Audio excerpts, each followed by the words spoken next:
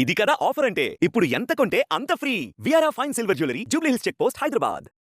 నమస్తే, welcome to Suman TV. నేను గీతాంజలి. మానవుల చావు ఖాయమైందా?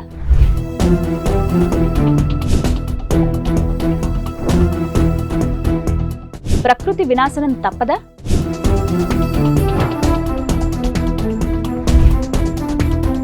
ప్రళయ సంకేతాలు మనం అర్థం చేసుకోవడం లేదా?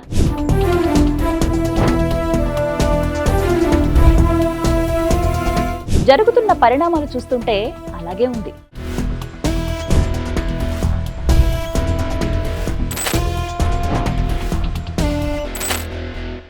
సముద్రం అనేక రహస్యాలను దాచిపెట్టిన అద్భుతమైన లోకం. కానీ కొన్నిసార్లు ఆ గాఢ రహస్యాలు అనూహ్యంగా మన ముందు ప్రత్యక్షమవుతాయి. ఇటీవల ఆస్ట్రేలియాలో 150 కిల్లర్ వేల్స్ ఒకేసారి చనిపోవడం, సాధారణంగా 5000 మీటర్ల లోతులో నివసించే బ్లాక్ డెవిల్ ఫిష్ ఒడ్డుపైకి చేరుకుని మరణించడం, అలాగే భూకంపాలకు ముందుగా బయటకు వచ్చే ఓర్ ఫిష్ సముద్ర ఉపరితలానికి రావడం ప్రపంచం దృష్టిని ఆకర్షిస్తున్నాయి. ఈ ఘటనలు ప్రకృతి విపత్తుల శకునమా, భూకంపాలకు సునామీలకు సంకేతమా అనే సందేహాలు రేకెత్తిస్తున్నాయి. ఓర్ ఫిష్ భూకంపాల ముందు కనిపించే చేప. ఓర్ ఫిష్ అనేది చాలా అరుదుగా కనిపించే చేప. సాధారణంగా 3000 నుంచి 5000 మీటర్ల లోతులో జీవించే ఈ చేపలు భూకంపాల ముందు బయటపడతాయని జపాన్ వంటి దేశాల్లో ఓ నమ్మకం ఉంది. 2011వ సంవత్సరంలో జపాన్లో వచ్చిన భారీ సునామీకి ముందుగా ఈ చేపలు ఎక్కువగా బయటపడ్డాయి. శాస్త్రవేత్తల ప్రకారం భూకంపాల ముందు భూమి క్రింద జరిగే టెక్టోనిక్ ప్లేట్ కదలికలు సముద్రంలోని ఈ చేపలను పైకి తీసుకురాగలవు.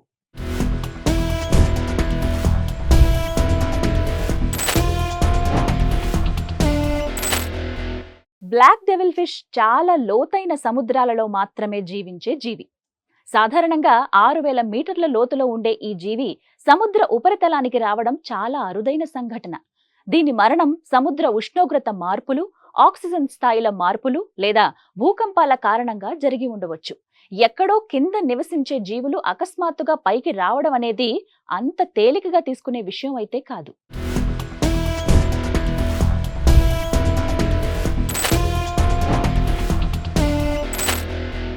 ఇటీవల ఆస్ట్రేలియాలో ఒకేసారి 150 కిల్లర్ వేల్ గుంపు చనిపోవడం ప్రపంచానికి పెద్ద ఆశ్చర్యం కలిగించింది. కిల్లర్ వేల్స్ చాలా తెలివైన జీవులు. ఒకేసారి ఇంత పెద్ద సంఖ్యలో ఓర్కాలు మరణించడం అంటే ఇదే మొదటిసారని చెప్పొచ్చు.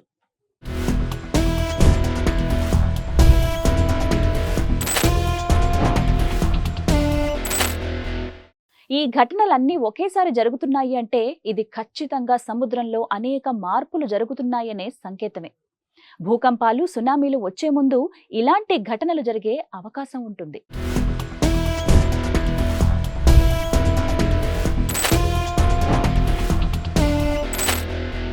శాస్త్రవేత్తలు ఈ సంఘటనలన్నింటినీ పరిశీలిస్తున్నప్పటికీ భవిష్యత్తులో పెద్ద ప్రకృతి విపత్తుల ప్రమాదం ఉందా అనే అనుమానం కలుగుతోంది. సముద్ర జీవుల ప్రవర్తనలో ఇలా అనూహ్య మార్పులు చోటు చేసుకోవడం తేలికగా తీసుకోకూడదు. ఇప్పటికైనా మానవుల్లో చలనం రావాలి. సముద్రాలను, ప్రకృతిని నాశనం చేయటం మానుకోవాలి. లేదంటే ప్రకృతి చేతిలో మానవజాతి వినాశనం తప్పదు. ప్రకృతికి అది పెద్ద పని కూడా కాదు.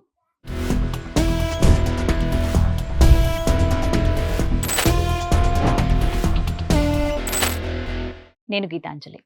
మానవుల చావు ఖాయమైందా?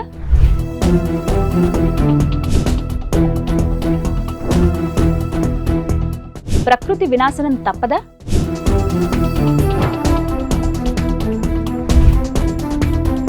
ప్రళయ సంకేతాలు మనం అర్థం చేసుకోవడం లేదా?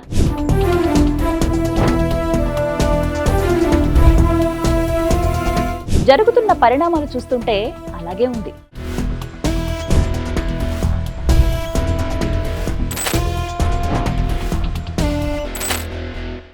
సముద్రం అనేక రహస్యాలను దాచిపెట్టిన అద్భుతమైన లోకం. కానీ కొన్నిసార్లు ఆ గాఢ రహస్యాలు అనూహ్యంగా మన ముందు ప్రత్యక్షమవుతాయి. ఇటీవల ఆస్ట్రేలియాలో 150 కిల్లర్ వేల్స్ ఒకేసారి చనిపోవడం, సాధారణంగా 5000 మీటర్ల లోతులో నివసించే బ్లాక్ డెవిల్ ఫిష్ ఒడ్డుపైకి చేరుకుని మరణించడం, అలాగే భూకంపాలకు ముందుగా బయటకు వచ్చే ఓర్ ఫిష్ సముద్ర ఉపరితలానికి రావడం ప్రపంచం దృష్టిని ఆకర్షిస్తున్నాయి. ఈ ఘటనలు ప్రకృతి విపత్తుల శకునమా, భూకంపాలకు సునామీలకు సంకేతమా అనే సందేహాలు రేకెత్తిస్తున్నాయి. ఓర్ ఫిష్ భూకంపాల ముందు కనిపించే చేప. ఓర్ ఫిష్ అనేది చాలా అరుదుగా కనిపించే చేప.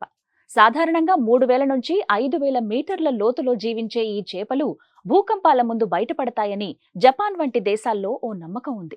2011వ సంవత్సరంలో జపాన్లో వచ్చిన భారీ సునామీకి ముందుగా ఈ చేపలు ఎక్కువగా బయటపడ్డాయి. శాస్త్రవేత్తల ప్రకారం భూకంపాల ముందు భూమి క్రింద జరిగే టెక్టోనిక్ ప్లేట్ కదలికలు సముద్రంలోని ఈ చేపలను పైకి తీసుకురాగలవు.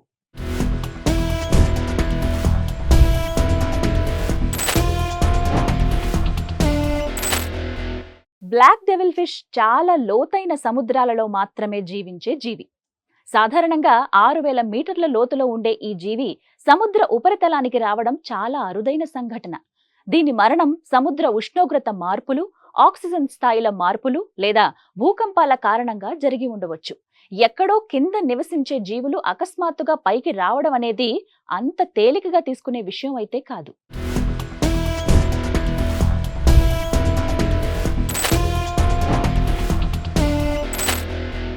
ఇటీవల ఆస్ట్రేలియాలో ఒకేసారి 150 కిల్లర్ వేల్ గుంపు చనిపోవడం ప్రపంచానికి పెద్ద ఆశ్చర్యం కలిగించింది. కిల్లర్ వేల్స్ చాలా తెలివైన జీవులు. ఒకేసారి ఇంత పెద్ద సంఖ్యలో ఓర్కాలు మరణించడం అంటే ఇదే మొదటిసారని చెప్పొచ్చు.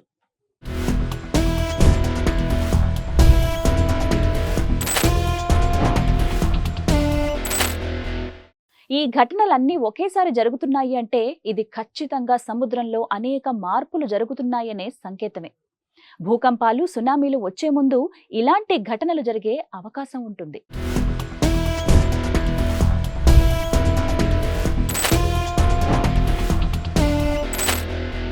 శాస్త్రవేత్తలు ఈ సంఘటనలన్నింటినీ పరిశీలిస్తున్నప్పటికీ భవిష్యత్తులో పెద్ద ప్రకృతి విపత్తుల ప్రమాదం ఉందా అనే అనుమానం కలుగుతోంది. సముద్ర జీవుల ప్రవర్తనలో ఇలా అనూహ్య మార్పులు చోటు చేసుకోవడం తేలికగా తీసుకోకూడదు. ఇప్పటికైనా మానవుల్లో చలనం రావాలి. సముద్రాలను, ప్రకృతిని నాశనం చేయటం మానుకోవాలి. లేదంటే ప్రకృతి చేతిలో మానవజాతి వినాశనం తప్పదు. ప్రకృతికి అది పెద్ద పని కూడా కాదు.